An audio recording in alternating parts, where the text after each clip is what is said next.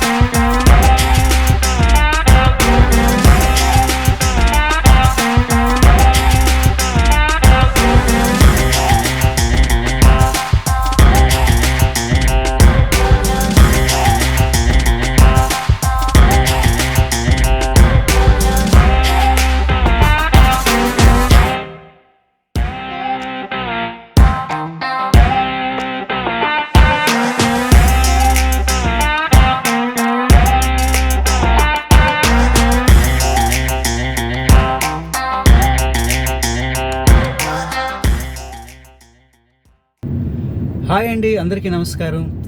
నా పేరు హరి. ఈరోజు ఫస్ట్ టైం ఈ సంవత్సరం 2024లో ఫస్ట్ బ్లాగ్ ఇది.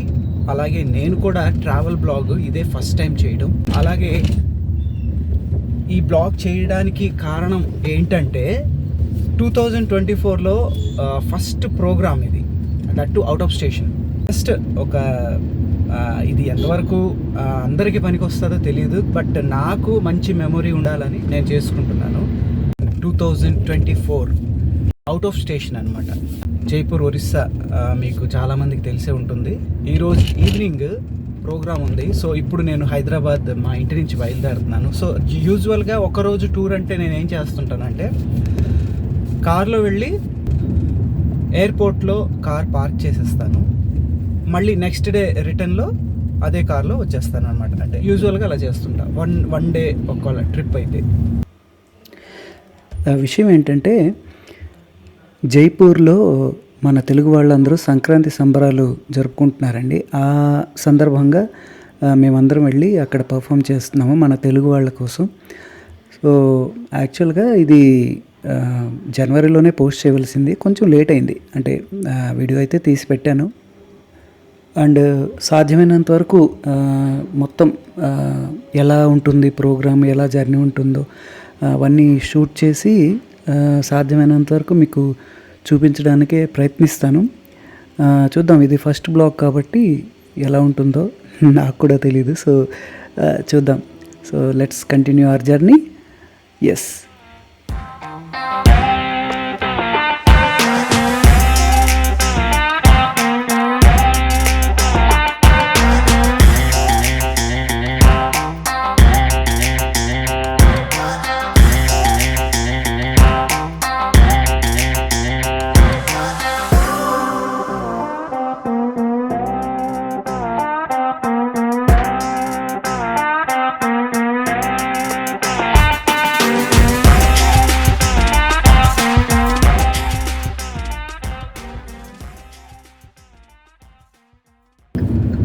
ఫైనలీ ఎయిర్పోర్ట్ రోడ్ వచ్చేసాము. ఒక 7 minutesలో ఎయిర్పోర్ట్ చేరుకుంటాం అనమాట. ఇంకొక 4.8 kilometers ఉంది. సో ఇంకా 7 minutes చూపిస్తుంది. సో ఎయిర్పోర్ట్ చేరుకుంటాం, డిపార్చర్. సో యూజువల్గా నేను చెప్తున్నాను కదా, ఎయిర్పోర్ట్లో కార్ పార్క్ ప్లేస్ కూడా మీకు చూపిస్తా. ఇక్కడ పార్కింగ్కి రోజుకి ప్రజెంట్ 500 తీసుకుంటున్నారండి. అలాగే 24 hours అది 24 hours దాటిన తర్వాత వాళ్ళు ఏ విధంగా ఛార్జ్ చేస్తుంటారు పర్ అవర్ నాకు తెలియదు కానీ, బట్ 24 hours తర్వాత నాకు ఒక 2-3 times లాస్ట్ టైం ఎట్లా అయిందంటే 5 to 6 hours ఎక్స్ట్రా పడింది. అంటే I mean 29 hours or 30 hours నేను 800 ఒకసారి, 900 ఒకసారి ఇచ్చాను. ఈసారి కూడా నేను 900 పే చేశాను ఈసారి పార్కింగ్ కూడా. సో ఇప్పుడు ఎట్లా అంటే, ఇప్పుడు ఎంట్రీ అయ్యి జస్ట్ ఫస్ట్ రైట్ తీసుకుంటే పార్కింగ్ స్లాట్స్ వస్తాయి. సి జోన్, డి జోన్ అలా కనిపిస్తాయి మీకు. సో బెటర్ మనం డీ జోన్లో ప్రిఫర్ చేస్తాను నేను కార్ పార్క్ చేసుకోవడానికి. బట్ పార్కింగ్ మాత్రం చాలా అంటే ప్యాక్ అయి ఉంటుంది. పార్కింగ్ కోసం కొంచెం వెతుక్కోవాల్సి వస్తుంటుంది. సో నేను ఇక్కడ ఇది పార్కింగ్ ఏరియా అండి. నేను డీ జోన్కి వెళ్ళి నా కారు డీ జోన్లో పార్క్ చేశాను. డీ జోన్లో పార్క్ చేస్తే మనకి చాలా ఇప్పుడు డిపార్చర్కి చాలా దగ్గర ఉంటుందన్నమాట, డొమెస్టిక్ డిపార్చర్కి.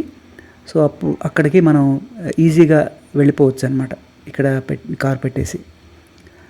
సో అందుకే డీ జోన్ ప్రిఫర్ చేస్తాను నేను.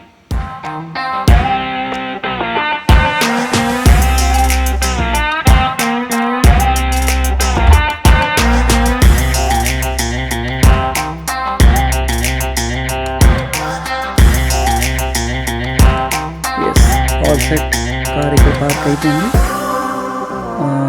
ఒక రోజు జర్నీ కాబట్టి చిన్న లగేజ్, ఒక చిన్న బ్యాగ్ తీసుకున్నాను.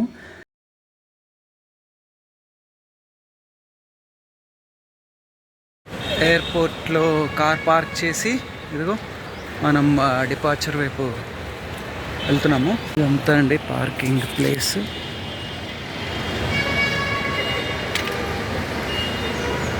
మొత్తం D6.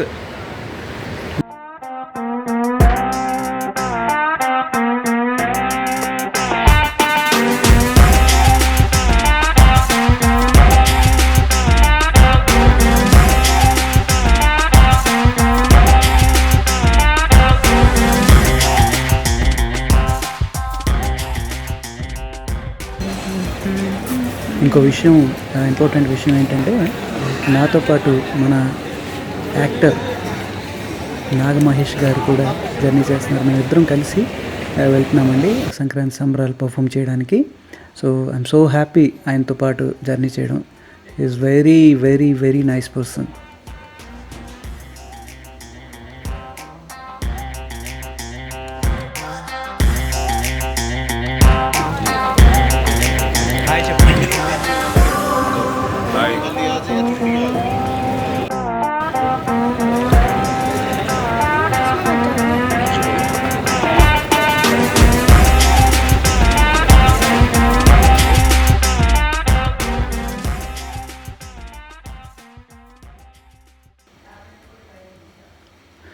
ఈ మెషిన్లో మనం ఎంఆర్పి ప్రైస్కే ఐటమ్స్ తీసుకోవచ్చండి. ఇక్కడ ఇందులో ఉన్న ఐటమ్స్ లైక్ చిన్న స్నాక్స్ కానీ వాటర్ బాటిల్ కానీ ఇవన్నీ. సో ఈ మెషిన్ వలన యూజ్ ఏంటంటే మనకి ఇప్పుడు బయట అక్కడే అవుట్లెట్స్లో అయితే వాటర్ బాటిల్ మీకు తెలిసే ఉంటుంది, 20 ఎంఆర్పి అయితే 70-80 రూపీస్కి అమ్ముతారు. సో ఇందులో అయితే ఆ బెనిఫిట్ ఉంటుంది. సో ఇమీడియట్ మనం ఫోన్పే కానీ గూగుల్ పే కానీ చేసి తీసుకోవచ్చు ఇక్కడ. ఇదండి మా ఫ్లైట్, అలయన్స్ ఎయిర్. ఈ ఫ్లైట్ యాక్చువల్గా జగదల్పూర్ వరకు వెళ్తుంది, అక్కడి నుంచి రాయ్పూర్ కూడా వెళ్తుంది. నాగ మహేష్ గారితో జర్నీ సూపర్ ఉండింది. మంచి మంచి విషయాలు చెప్పారు. ఎంతో అసలు జర్నీ 1 అవర్ అసలు టైం ఇట్లానే పాస్ అయిపోయింది. చాలా బాగుండింది. సో ఇదిగో టేక్ ఆఫ్ అవబోతుంది ఫ్లైట్. జగదల్పూర్లో ఎయిర్పోర్ట్లో దిగిన వెంటనే ఎయిర్పోర్ట్ దగ్గరలోనే ఒక చిన్న ఢాబా ఒకటి ఉంది, ఓపెన్ ఏరియాలో, చాలా చిన్న ఢాబా. బట్ ఫుడ్ మాత్రం అద్భుతంగా ఉండింది, చాలా బాగుండింది. అసలు మేము అనుకోలేదన్నమాట ఈ టైప్ ఆఫ్ ఢాబాలో ఇంత బాగుంటుందని. చాలా బాగుండింది. లంచ్ చాలా బాగా ఎంజాయ్ చేసాం మేము. లంచ్ అయిపోయాక బై రోడ్ జగదల్పూర్ నుంచి జైపూర్ ప్రయాణించాము. జైపూర్లో మాతా జగజ్జనని అమ్మవారు గుడి ఒకటి ఉంది, చాలా ఫేమస్ టెంపుల్. అలాగే చాలా శక్తి అమ్మవారు. సో అమ్మవారిని దర్శనం చేసుకోవడానికి నేను సాయంత్రం మా ఫ్రెండ్స్తో పాటు బైక్ మీద వెళ్ళాను. అమ్మవారి దర్శనం చాలా బాగా అయింది. మేము కరెక్ట్గా హారతి టైంకి మేము చేరుకున్నాము. చాలా చక్కగా అయింది. ఎంతో అదృష్టంగా భావించాను నేను. మంచి హారతి టైంకి నేను అక్కడికి వెళ్ళి అమ్మవారిని దర్శనం చేసుకున్నాను.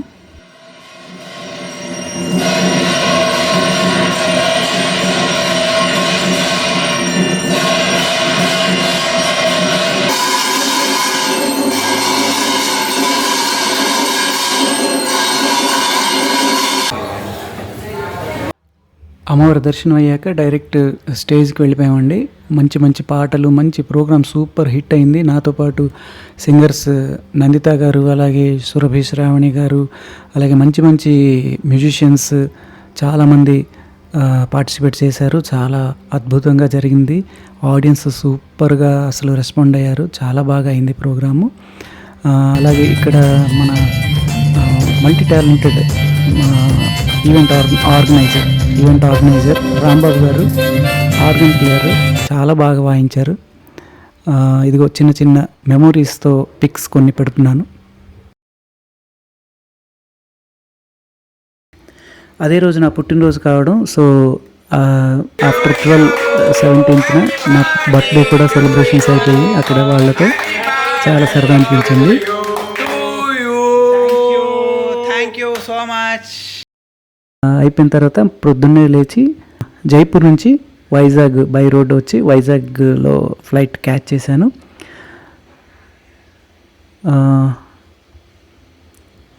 ఈ బ్లాగ్లో ఇంతేనండి. ఈ బ్లాగ్ మీకు నచ్చుంటుందని అనుకుంటున్నాను, ఎందుకంటే ఫస్ట్ టైం ట్రావెల్ బ్లాగ్ చేస్తున్నాను. ఏవైనా మిస్టేక్స్ ఉంటే please excuse me and please subscribe my channel. మంచి మంచి పాటలతో పాటు వస్తాను, అలాగే మంచి ట్రావెల్ బ్లాగ్స్ కూడా చేస్తాను. Thank you so much for watching.